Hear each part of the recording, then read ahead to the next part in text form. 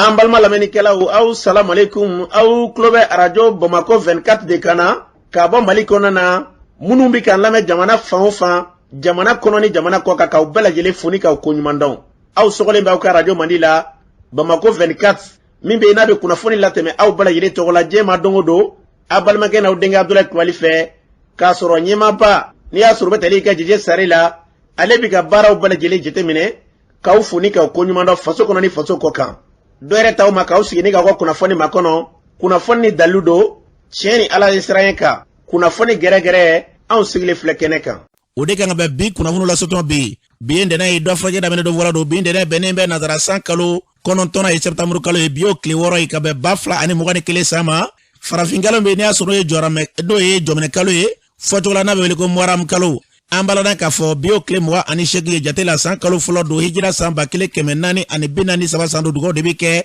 ala ka ɲɛ k'a d'an ma bakurunba fɔla bi kunnafoniw filɛ sibirido waleyajugu kɛbaw sɔngɔminɛnen kɔfɛ kalo 2 ani tile 5 an balana k'a fɔ sibirido wulikajɔ kɛbaw tilala ka don sunga dugu kɔnɔna na ka taa marafa ci ka maa dɔw ni to ka tila ka minɛ dɔw ta ka taa ko kɛra cogo jumɛn na kunnafoni ye ɲɛfɔli k'o la an ka jamana kɔnɔna na bɛɛ lajɛlen sigilen bɛ k'i tulomada sedaw ka ciden kɛrɛnkɛrɛnlenw kɛrɛnkɛrɛnnen na ɲɛmaa min bɛ yen n'i y'a sɔrɔ n'o ye ciden n'ale bilalen bɛ an ka jamana gɛlɛya kama Goodluck Jonathan Nigeria ka jamana kuni kɔrɔ kunun ale donna an ka jamana kɔnɔna na o ko bɛ cogo jumɛn na kunnafoni ye ɲɛfɔli k'o la ka taa se bi taamaba dɔ bɔra ka kɛ juma tɛmɛnen in na kɛrɛnkɛrɛnnen i ka dɔn k'a fɔ Moti marabolo ka taa se Segu marabolo ma ninnu bɛɛ lajɛlen ka jɛ k'u tɛgɛ di ɲɔgɔn ma k'a yira fanga na k'u bɛ fɛ fanga ka far'u kan ka se ka dɛmɛɲɔgɔnya u ka se ka sabati mara ninnu kɔnɔna na o ko kɛra cogo jumɛn na kunnafoni ye ɲɛfɔli k'o la min ye i ka dɔn k'a fɔ juma dɔ ye polisilakaw olu kɔni ka dɔn k'a fɔ ɲɛmaa min bɛ n'i y'a sɔrɔ Usman Samake commandant ale minɛna o kɔni kɛra sɔrɔ polisiw ka bɛɛ daminɛ o yɔrɔnin bɛɛ lajɛlen la ka taa nɔfɛ ka nana ye kunnafoni ye ɲɛfɔli k'o la ninnu de bɛna ka kunnafoni papa bi k'a fɔra kunnafoni wɛrɛw bɛna fara lasuma balimakɛ n'aw denkɛ fɛ Abdulaye Kulibali ala ka ɲɛ k'a d'an ma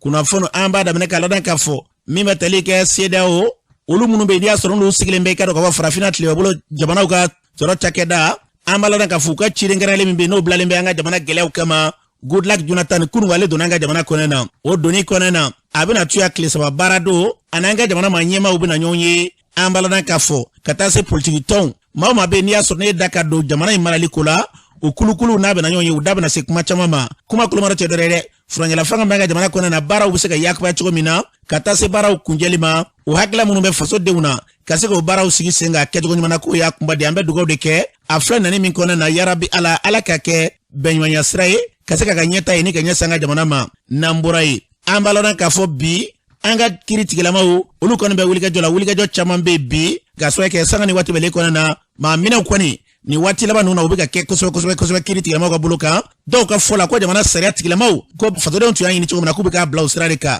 nka dɔw yɛrɛ b'u yɛrɛ ɲininka ko n'i ye ko in jateminɛ ko hali dimina bɔ ta kɔnɔna na wa bɛɛ lajɛlen bɛ k'i ta fɔ an bɛ fɛn min fɔ min ye ka dɔgɔ jamana kiiri tigilamaw ye dɔw fɔ ɲɛ ɲɔgɔn na wulikajɔ kɛra Bagindakaw ka maire n'i y'a sɔrɔ ye Saliya Jara ye juma dɔw y'ale minɛ ni k'ale bila ka taa kasobonba la an b'a ladan k'a fɔ ka kɔn o ɲɛ ka i kaw fɛ yen olu ka mara ɲɛmaa min bɛ yen n'o tun ye Modibo ye an b'a ladan k'a fɔ u y'ale yɛrɛ minɛ ni ka tila k'ale bila kaso la nin waati in kɔni kɔnɔna na kaso kɔni e ka dɔn a bɛ ka fa sanga ni waati bɛlen kɔnɔna na sariya tigilamaw fɛ k'a yira k'a fɔ dunkocogoya ni yurugurugu e ka dɔn u bɛ bɔ yɔrɔ yɔrɔ k'i ka dɔn u baaraw kɔni olu b'o sigi sen kan wa e ka dɔn u kɔfɛ u kɛlen bɛ ka wele bila hali bi min ye mairelakaw ye ka taa se conseil régional ni conseil minnu bɛ n'i y'a sɔrɔ n'o ye conseil de cercle ye k'i ka dɔn bi jateminɛ kɔni bɛ ka boli bi na an ka jamana kɔnɔ n'e kɔni n'o yira ko la i ka dɔn k'a fɔ min ye i ka dɔn k'a fɔ ka t'i lasago fɔlɔ o baaraw bɛ sen kan kunnafoniw na min ye i ka dɔn k'a fɔ ko wele bilalen bɛ Buguni marabolo kɔnɔ na k'i ka dɔn ko maa ɲɛmaa dɔw bɛ bi na olu bɛ u yɛrɛ ye sɔni e ka dɔn sariya tigilamaw ɲɛkɔrɔ k'a sɔrɔ i ka dugukolo ko walima nafolo kow ye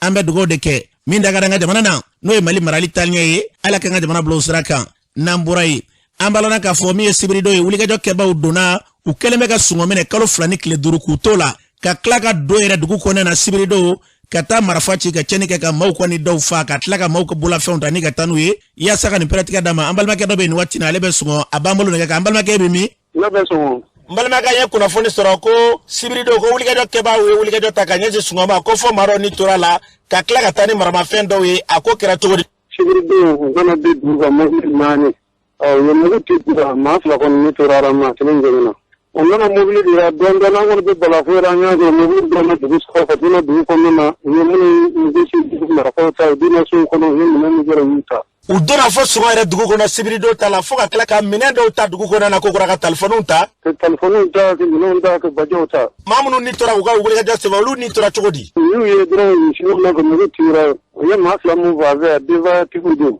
kelen bɛ muso 2 bɔ bolo kelen bɛ muso 1 bɔ bolo denbaya tigiw don a fɛ u ye maa 2 min fa donsow de kun don walima dugu kɔnɔna na maaw tɛmɛtɔla dɔrɔn u y'olu fa de maaw tɛmɛtɔla dɔrɔn u y'olu fa o kɔni ɲɛ dara mɔgɔ min na ye mugu cira fo ni sen fila mɔgɔ kɔni ma don so kɔnɔ ye mugu cira dara masini bɛ se ka bɔ ale baga dɔn ni tora la an ye kunnafoni sɔrɔ k'u ka nin wulikajɔ sɛbɛn k'u taara ni donsolakaw ka maramafɛn dɔw ye o yɔrɔ la yen nɔ dugu kɔnɔ yen nɔ o ye tiɲɛ ye wa u denmisɛn min bɛ u bɛ dugu kɔlɔsi u kɔni na don a kɔnɔ u taara n'o dɔw de ka marifa ye nin ye sɔngɔ sɔrɔ kabini kuma jan nin ye sɔngɔ sɔrɔ kule b'a la ka kɛ yalima kule minnu b'a la ka kɛ bolomagɛn sira foyi ma ta ka ɲɛsin aw ma fɔlɔ a daminɛ ni sisan cɛ wa a daminɛ ni bi cɛ bɛɛ majɛ si kɔni bɛ s'a ma fanda bɛ s'a ma faama bɛ s'a ma an bɛ kule bɔ su ni tile hali bi an datugulen kɔni bɛ maa si kɔni bɛ s'a ma an kɔni bɛ wele da faamaw ye k'anw ma kɛ dɛ ɲɛnɛ kɔngɔ ni ɲinan kɔni bɛ ɲini k'aw fɔ banabaatɔ min bɛ a bɛ maa 4 bɔ a bɛɛ dalen don fura tiya foyi tiya foyi t'aw fɛ yan bi kɔni sɔngɔminɛ de bɛ se tile joli ma bi kalo 2 ani tile 5 maa si ma se yan fura tiya foyi tiya foyi tiya fura ma se ani tile 1 avion taali mun ka bombardier de kɛ tile 1 ka dɔrɔn kɔni nana daminɛ u bɛ mugu ci dugu la don o don sɔgɔma o sɔgɔma u b'a ci n'u m'a ci sɔgɔma fɛ u b'a ci wula fɛ fo ka n'i don dugu kɔnɔ don o don kɔni don dosi tɛ bila u fɛ avion ye tago kelen min k'aw fɛ yen avion ma segin o kɔfɛ ka taa kɛlɛ la wa avion ma se ka n'a kɛlɛ la o kɔfɛ dɛ a ye nako kelen min kɔni kɛ a ma se ka n'a ye o kɔfɛ fiyewu k'u kun kɛlen bɛ k'aw datugu maa ti bɔ maa ti don o bɛ hali sisan wa walima u ye fiɲɛ bɔda d'aw ma de o ko b'a cogo la bi fiɲɛ bɔ ma d'an ma dɛ ani maa ti don maa ti bɔ maa ti taa foro la hali an kɔni tɛ ji sɔrɔ k'a min ni ko kuma kɔni tɛ foyi tigɛ n'a ma juguya kɔrɔlen foyi ɲɛ bɔra a juguyara kɔrɔlen an b'a ladan k'a fɔ nin tun ye sɔngɔka dɔ kan ye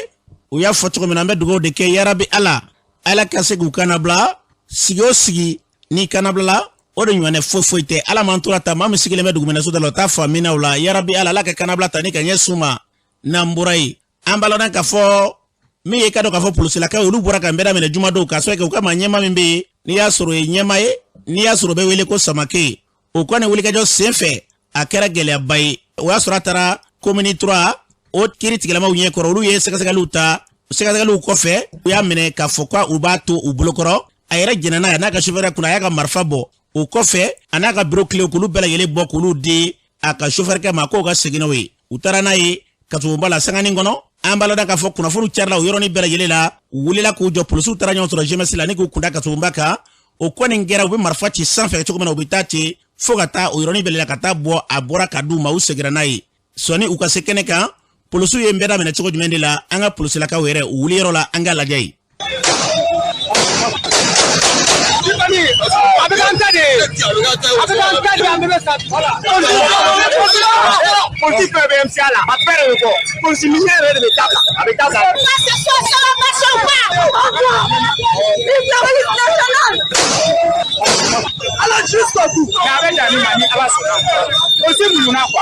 Nous sommes toujours dit que nous sommes légalistes. Nous, la police est censée obéir. Vive la police nationale! Vive la police nationale! On a la salsa.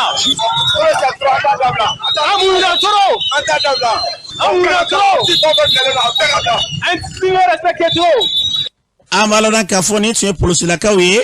u ni nin taama kelen min n'i y'a sɔrɔ u sera Kasububa da la o yɔrɔnin bɛɛ lajɛlen la u baarakɛɲɔgɔn minnu bɛ yen n'i y'a sɔrɔ o ye Kasububa kɔlɔsilikɛbaw ye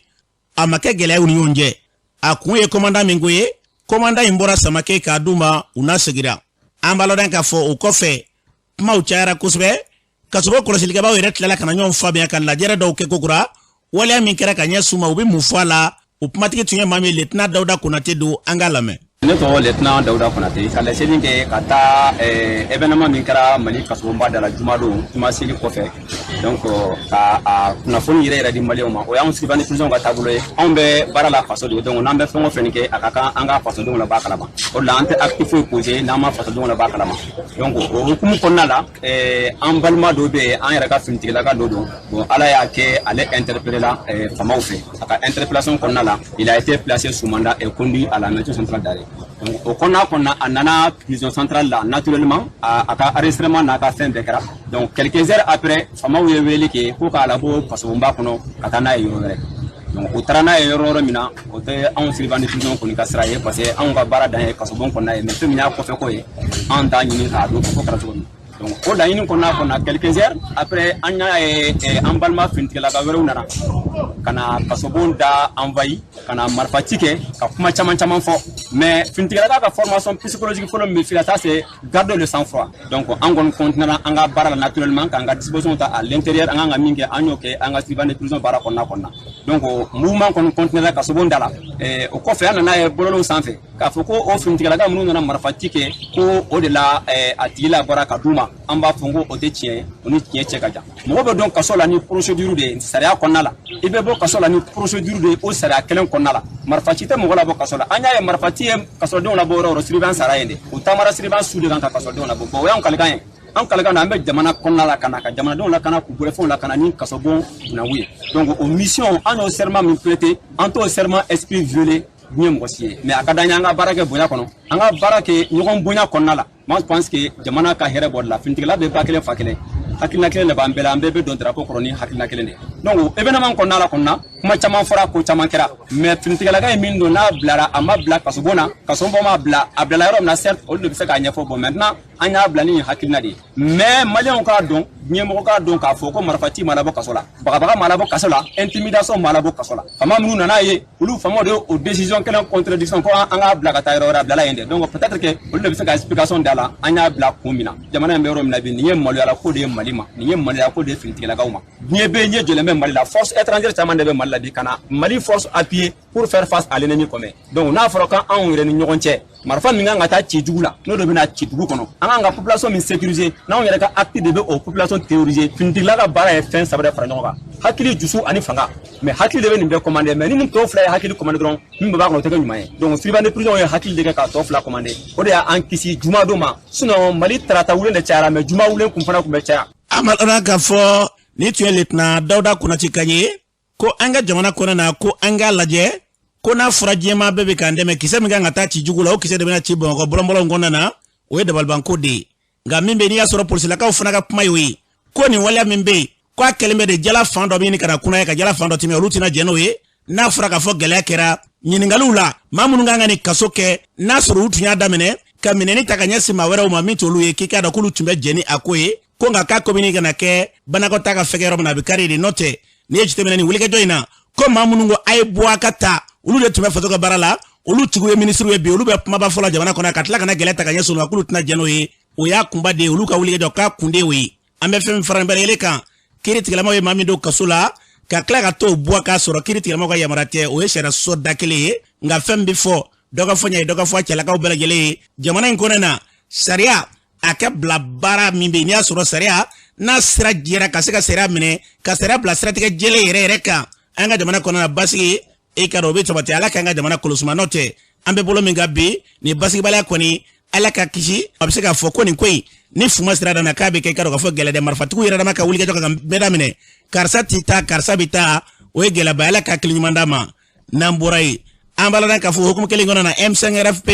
olu ka nin ka kulu u y'a yɛrɛ k'a fɔ tiɲɛ ni ala ka kan kulu tɛna jɛn'a ye wa min minɛna ko f'a ka sigi a nɔ na de min bilala ko f'a ka na o kuma minɛ maa min da o ye Buba karamɔgɔ de ye an k'a lamɛn. Ne tɔgɔ Buba Karamɔgɔ Tarawele ne de bɛ comité stratégique ɲɛma sisan an kun bɛ réunion na min kɛra a ma bɛn an ma o de y'a to an ye lajɛ tellement lasigi sɔgɔmada in na kabini sɔgɔmada na fo ka na se sisan ma an kun bɛ ka a ko jateminɛ an ni ɲɔgɔn cɛ an ka mun de kɛ an bɛnna ko la an kɔni bɛnna min na ni komanan min minɛna n'a ma segin kaso la a nɔ la fo a ko tora ten anw M5 cɛw musow denmisɛnninw an ma jɛn n'a ye an tɛ sɔn a ma wa an bɛna wuli ala tɛmɛ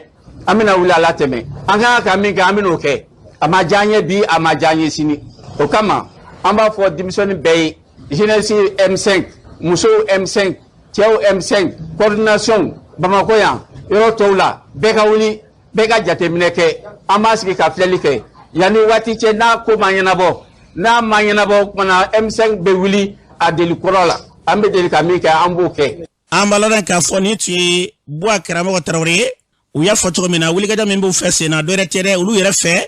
ko sariya de sɔsɔra cɛ n'ala ka kan olu tɛna jɛn n'o ye an ka jamana ba siratigɛ jɛlen kelen minɛ cogo min na ala ka jamana bila o sira kan nka fɛn bɛ fɔ fɛɛrɛ bɛ lajɛ ka kɛ damakɛɲɛ o kuma min bɛ sen na n'o baaraw yakubara an ka jamana kɔnɔ na basigi ni lafiya an mago b'o min na e ka do bi sabata ga jamana kɔnɔ na namburai an balo da ka fɔ sansira la mi e ka do ka fɔ siraba kasara dɔ kɛra min kɛra sibiri do siraba kasara in kɛra cogo di Sidiki Kulubali ale mi fara ɲɔgɔn kan la an ka Sidiki Kulubali ale b'a ɲɛfɔ an ye an ka lamɛn an karamɔgɔ y'a fɔ cogo min na sibiri do septembre kalo tile 4 tɛmɛlen na siraba kasara dɔ kɛra tɛnɛ n'o filɛ nin ye san marabolo kɔnɔna na kari dɔ kɔni bɛ yen n'a bɛ fɔ a ma mini kari o ni Sonefu ka kari dɔ kɔni ye ɲɔgɔn sɔrɔ kunnafoni kɔni y'a jira k'a fɔ ko maa 5 ɲɔgɔnna k'olu bɔnna ni siraba kasara in na wa a jira ko maa caman fana k'olu joginna ko nin waati la k'olu bɛ labitani an karamɔgɔ an ye kunnafoni min sɔrɔ a ko la o de tun ye nin an bɛ dugawu kɛ yarabi ala ka dugawu kɛ siraba kasara yarabi ala ka ca an ka jamana kɔnɔ na ala k'an kisi siraba kasara yɛrɛ ma ka se ka bɔ an ka jamana kɔnɔ na pewu nka n'an bɛ fɛ ka se joona an ka taa dɔɔni basigi ni lafiya ala k'o sabati n'an bɔra ye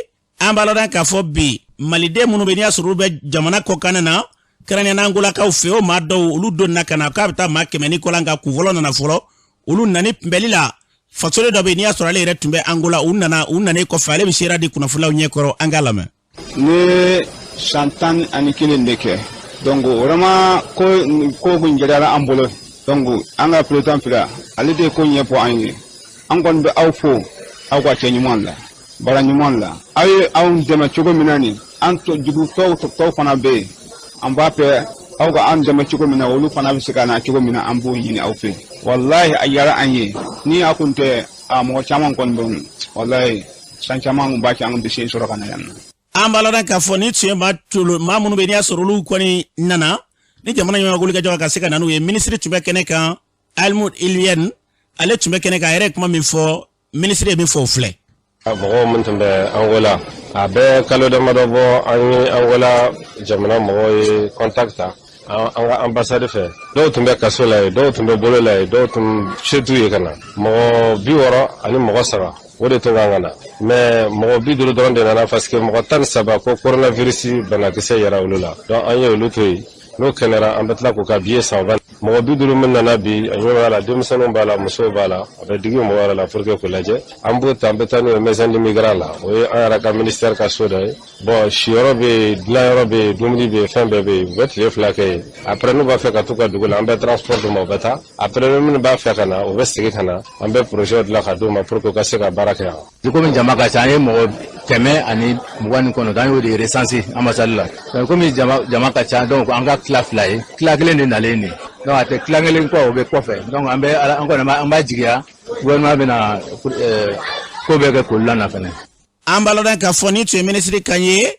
a fɔra cogo min na an bɛ dugawu de kɛ yarabi ala maliden fɛn fɛn bɛ jamana kɔkan na ala ka tunga ɲɛmɔgɔ la bɛɛ lajɛlen ma ka tunga jaw la gɛlɛya de bɛ nin bɛɛ lajɛlen se an ma yarabi ala nɔgɔya min na n'i y'a sɔrɔ u b'an ɲinɛ nin waleya ninnu kɔ ala ka na n'o ye n'an bɔra yen an b'a lɔn k'a fɔ syndicat min bɛ yen kɛrɛnkɛrɛnnenya pharmacie baarakɛlaw olu kɔni y'a jira k'a fɔ u bɛna fara ɲɔgɔn kan ba kɛ an bɛ yɔrɔ min ko bi k'olu kunbɛ fɛn min kan n'i y'a sɔrɔ o ye ka dɔ ka baarabila de ye k'a sɔrɔ kɛ ɲinifɛn dɔw bɛ yen o tɛ ɲini kana ka sɔrɔ fɛn ye an m'o ko kuma min tun bɛ sen na e ka dɔn k'a ko kɔni kelen bɛ gɛlɛyaba ye ka ɲɛ solu mɔgɔ wariw bɛ yen ɲɛsenila ka sɔrɔ o la u ye fara ɲɔgɔn kan kumatigɛ maa min ye Ibrahim Jara don an k'a lamɛn. an ye lajɛ caman boloda ni amu ɲɛmɔgɔw ye n'o ye kanamu ye parce que ale le jɔn ni amu fɛn bɛɛ ye kɛnɛya minisiri amu b'ale ka mara kɔnɔ mais amu fana responsable min ye ale kan ka a ko gérer ni anw ye n'ale dɛsɛra waati min na ale kan ka taa minisiri fɛ yen a bɛ kalo 3 bɔ bi amu mɛ anw sara alors que gafe min bɛ an ni amu n'a fɔ ma ko contrat o contrat b'a fɔ ko amu ka anw sara tile 15 k'a daminɛ don min i ka facture bila u fɛ yen tile 15 an ka sara mais bi an bɛ tile 90 ani kɔ la dɔrɔmɛ kelen ma di pharmacie si ma o yɛrɛ ye n bɛ k'a fɔ jama fan kelen bɛ côté min na sinon dɔw bɛ olu bɛ bi fɔ tile 120 foyi ma sara o ye n'an ka tɔn sigi kun ye an ka mɔgɔw lafasali ko ye ni kɔlɔlɔ taara k'u sɛgɛrɛ n'a ma wuli k'an jɔ fana o kɔrɔ k'an tɛ k'an jɔ an jɔyɔrɔ la donc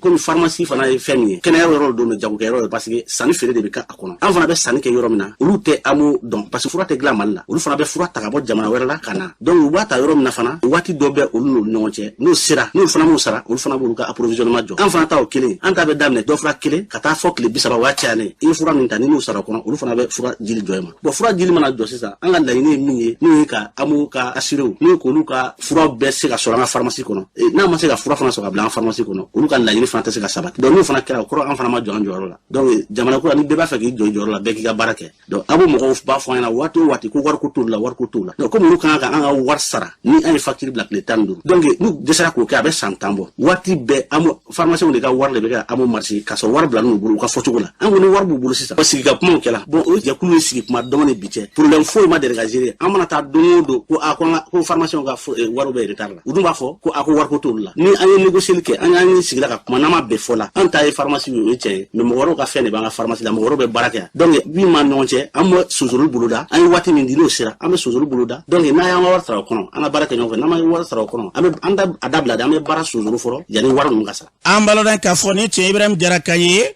u ya foto mina kana ke e ka do foto ke ka jago e ka san bakele ka ta fere ke meshin ka fusani sigie fere bale ka ke u bise gu ga ka usoro to mina no kera nyeta obisabati ala ka klin mandama nambora malisanu ko akelembe be musaninga koma ko nye foi kelenta la itai koma be boy ti chuga foi dona iyasa go pratika dama mi Mamadou Diallo ale o barake ba do yale ba nye foanye angalame orpare munu me bo ni sanu e kata kofla la rafneri tigi do be ko Nazir Dubai weta oru déposer oromna arena au wole ko sigia ka fo rafneri tan sawa de be Dubai sawa ya le tay 2012 2013 ko suba ko mo tarani 60 tonnes d'or de Dubai donc nous tara be analyse ko be sanu doron les 100 to munu bala utoyi analyse waru to sarakuti fo sara donc fin to mo men ngala butolu be fili donc aira parmi les 60 tonnes d'or 5 tonnes d'argent de Tumala donc taro fili au valeur 5 milliards bona fara kanga bijoutier bien ulubi warje mu me boan reka sanuna katai ubo reproduit ka seginoy kanu gram kilo ferama 550 souvent 450 le gram bona yɛrɛ bi bɔ andu parce que kuma bola atna alla mana cha chugo to atna to bi duru bi woroka me wasara fo to la akado chugo mna mu yɛrɛ bolu arranger olu yɛrɛ ba keti en tout cas mo jamana ko ngan jamana kan nafa tala ya artisan shika nafa fo itala nyamo yɛrɛ ba nyedo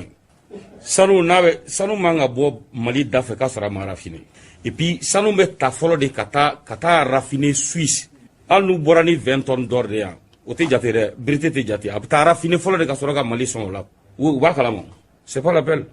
entre les prix du british sont ni 24 sont ibita soro nega do be bo 22 90 23 différence rete de me do garamu ni nyonje 1000 francs pour ga mali nyoroti dama briti la beyana ni mali mi ngata la bokala mais pour ga nega be takatana kata suisse folo de abala fini kasoro ka mali son lo iben nega kelenta sa be bar kelenta comme ya fosa sanu fiman fle nega sugu bebe sanu fimala urujom ne palajom nu suba o prix ka cha sanu re fo chien fla bi ni urujom re jatimina ta fo 280,000 francs de gram cour mondial laje o fefe be boanga nega wala bebe to e fouille ante fenye anti fen soro na fatadla foire mali re sanu me ko chumna mo re ta nyelo bo abe munu ngali ni ngalu be se ga nyefo suna ta nyelo suno le pe ko nga esi sanu na bi soro ya avec la femme nya malien diou here bien bebado ali te bogo e kare kona mais avec eturi ay sigilen club amede ya 30 tonnes tarade 60 tonnes taran fere 80 tonnes taran fere qu'est-ce que cela veut dire contrôle fou itala ni mini mi fo ku yo de soro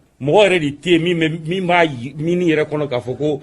ni sanu hake bora par jour ou bien par mois soit par an abebe se bigi doron la ka di ça c'est o te ko yo donc amen de la ta dépend mo wula men nata ambalodan ka foni tuye Mamadou Diallo Kaye